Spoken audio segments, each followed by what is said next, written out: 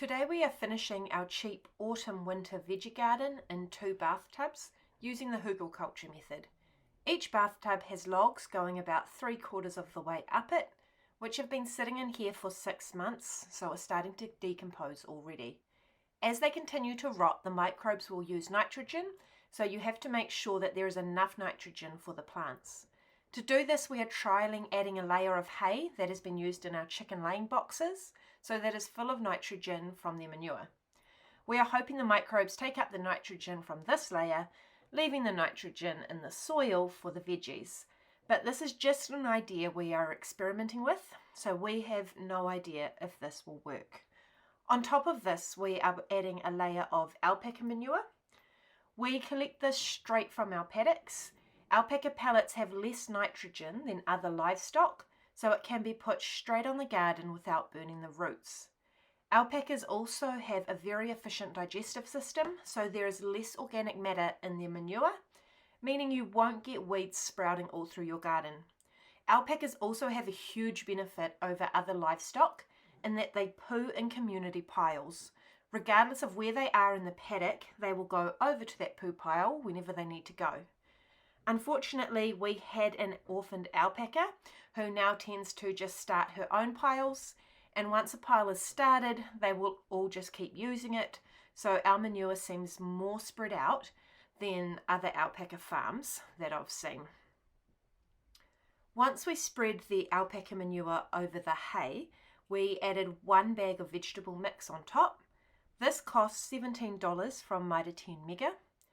We usually try not to use this as it comes wrapped in plastic waste, but because we make our own compost fertilizer mix in April, when all the poplar leaves fall, we had run out of what we had made last year. But we are pretty happy with filling an entire bathtub for $17 and only 1 bag of rubbish. In this garden tub, I am planting garlic, spinach, carrots and celery.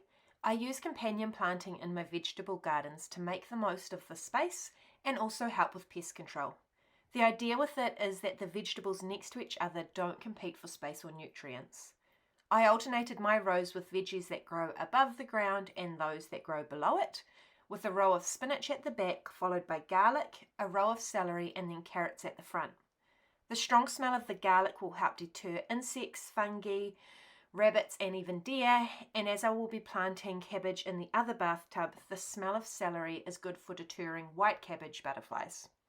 A good rule for planting seeds is to only plant them as deep as the seed itself. The spinach seeds are a bit bigger, so I dug a slight trench, but with the smaller carrot and celery seeds, I just scattered them on top of the soil and then moved the soil around a bit. It's been 2.5 weeks since we planted out the bathtub veggie gardens, so we're just going to have a look at what's germinated and how it's all going. So the spinach along here is doing really well, and then we also have the garlic, which has taken off beautifully.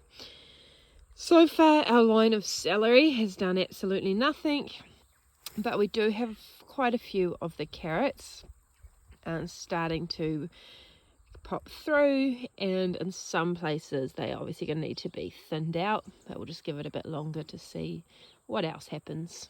So I'll do another update at the end of winter showing you how this veggie garden went and the produce we managed to get from it. So if you want to see how it all goes and whether our method worked, then subscribe to our channel to find out.